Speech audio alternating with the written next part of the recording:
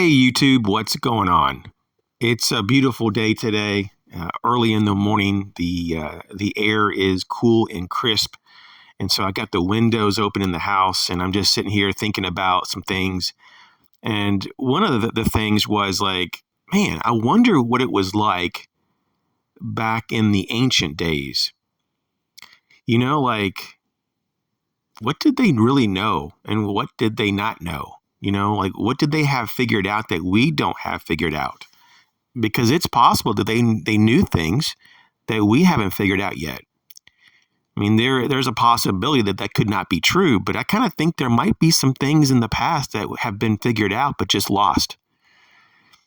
And regardless, though, I just start thinking about even like in my own lifetime, like how many people now, they don't really store a lot of information in their own brains. They just rely on technology. And I mean, for a lot of people, it's like their phone, and they use their phone to access the internet. And then, they pull from various databases, or servers and whatever, and they pull information out of those and they use it. And I got to think when I was younger, before the whole internet thing, it seemed like people were smarter. Like they held more knowledge in their brains. They seemed like they were happier as well, and they were less stressed. I've noticed that quite a bit. And it just seems like people had better, how should I say, common sense and logic. Like people were just wiser when I was young or younger than the era of the internet. And I'm old enough to certainly remember, in great detail what life was before the internet.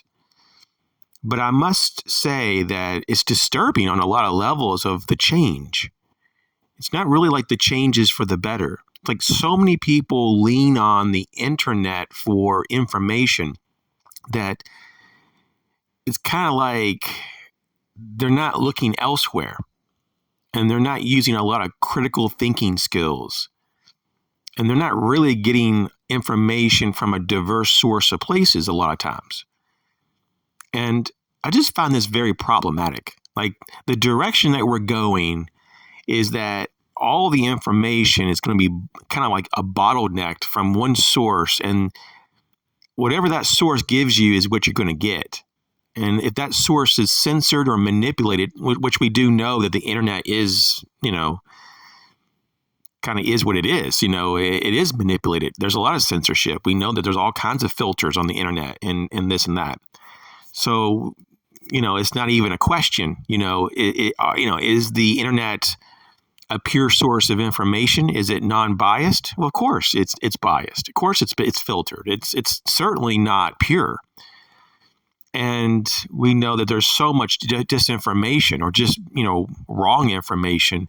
Like most of the internet is probably not factual. It's just not factual. I don't have any kind of data to prove that, but I'm just saying from my own personal experience over the years, I have found the internet to be more misleading than helpful in a lot of cases. So I got thinking, though, I was like, wow, we're going down the wrong path here. This technological dependency is really not good for us as individuals or for us as groups, because once again, the source of our so-called knowledge and the assembly of our so-called wisdom is really dependent on this factor of whatever the machines pump out. And so going forward, I'm trying to think of like, wow, like what's it going to be like, right? Like what's it going to be like in 10, 20, 40 years? It's a bit concerning though, honestly, about what that's going to look like, because it seems like the direction that we're going in is really kind of more anti-human. And the more that technology progresses, if you want to even call it that, it seems like that the human is removed from more and more context in society. And that includes jobs, and it includes brain power. It includes our input, because now the input of machines are sometimes preferred.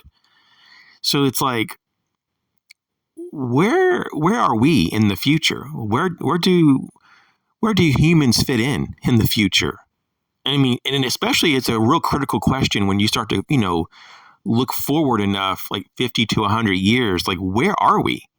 What role do we play in society if we don't have to go to work because technology is doing everything for us? Maybe there's robotics that does pretty much everything. Maybe almost every job is done by a robot or artificial intelligence. So what does it look like to be human down the road, 50 to 100 years from now? I mean, and who knows if you start going further, like 200 years from now, if we even exist and we haven't blown each other up, like what does that look like? Well, I don't know. That's just too far for me, but 50 to 100 years there's a possibility that we can kind of speculate at least there and be somewhat correct, but that's still so much time. I mean, just think about what can be developed and what's to be discovered in just the next 50 to 100 years. It may just be completely surprising, and it's just so impactful that we could never have guessed. I mean, just look at the acceleration of technology just in the last 100 years. The last 100 years, it's just been phenomenal. It's just this unbelievable amount of information. Like, where did it all come from? Like, how did we get so much knowledge to develop or to expand upon technologies? I mean, that's really I think the question. I don't think it's like crazy to question that. Some people say, well, it's just that one person built this one technology and then the next person came along and built on that first, generation of technology and made a second generation. And then someone came by and made a third generation of that technology and blah, blah. And of course that did happen in some ways, but some of the technology we have is so advanced. It's almost kind of difficult to actually comprehend that we really came up with it. It's possible we did, I'm not trying to say that humankind is not capable of deeper intelligence, but it's a little suspicious, though, how fast things turned around. And that's why there's some people speculate that maybe we have had some help from the outside, whatever that may be. So I just thought this was kind of an interesting concept to kind of think about, because we're not really told much about the past, especially the further you go back, the more it's just a big question mark. And we're just told that people were really primitive and all this. And I really just don't think so. Honestly, I just don't see that at all. I think humankind has been around for a very long period of time. I mean, very long period of time.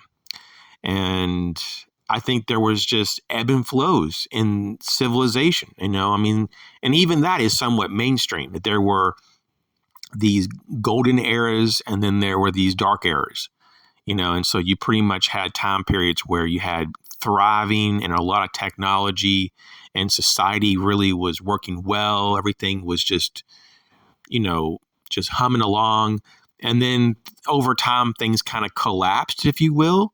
And then things just kind of dissolved and people got pretty much put back into a time period of no technology or very little technology. A lot of wisdom and information was lost or displaced. And then over time, civilizations rebuilt and rediscovered or, whatever. And then they built what they have. And it seems like there's these boom and bust phases all throughout history. And so where are we currently, though? Are we in a boom or a bust phase? It almost seems like that we're kind of starting into this era of a bust. That's what it seems like. And I don't think that we've really peaked in our technology in this cycle, but it does seem like that we've kind of are coming to the upper edge of society being sustainable in the way that we have it. And so what do we as preppers need to do about this? Well, I think that we need to look at how to be self-sustainable. That's first and foremost. And what to do with trying to survive in the future in terms of economic and social and all these things. We have to look at each part of society. And so, for example, you wouldn't want to put all your wealth in a fiat currency like the US dollar. Like that's just a real simple example. Maybe you put it in some land ownership, or maybe you build a business, or maybe you put a little bit in gold and silver, or maybe you have something else, a store of value that will, hold for the long term. There's a lot of things that do hold value for the long term. And so I think that, it's like the old cliche that, you want to, work smart, not hard.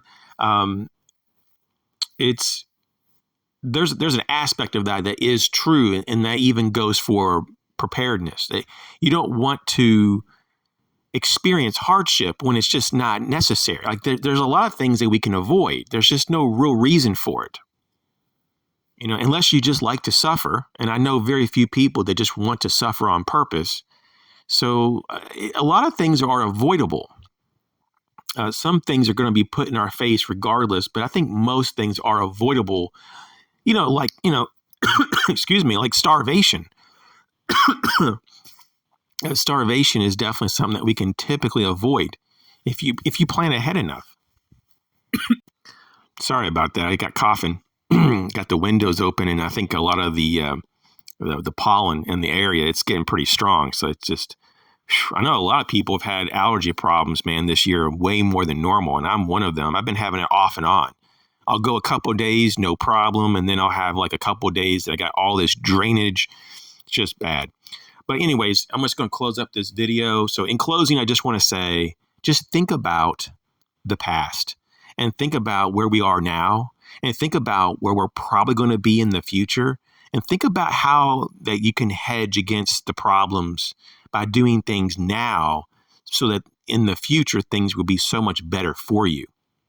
It's kind of like, I'll just give you this little quick example. Everybody, thinks about when they get older, they're going to retire and all this. But if you don't have a retirement account, how are you going to retire, right? And because most people are not getting pensions anymore, and most people probably will not be able to live just off of Social Security, even if you qualify for it. So a lot of people need their own retirement, funds. How are you going to retire though if you never saved for retirement? And so that's just a really overly simplified example, but it is something to say, okay, we know the future is going to be full of different obstacles. What are the problems that we can foresee for sure? And how can we do things now to set ourselves up for success? And, so, we all know that we're going to retire one day. So if you don't start saving now and investing, then you're probably not going to be funded for retirement. And what are you going to do then? Most people can only work so much and then they can't work anymore. You become disabled or you're just not going to be able to do it, whatever. And so you just have to be real about this.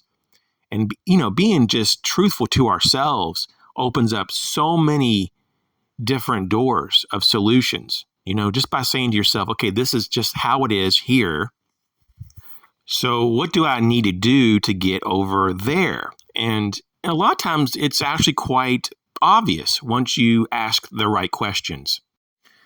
So you guys take care. We'll catch you later and be safe out there.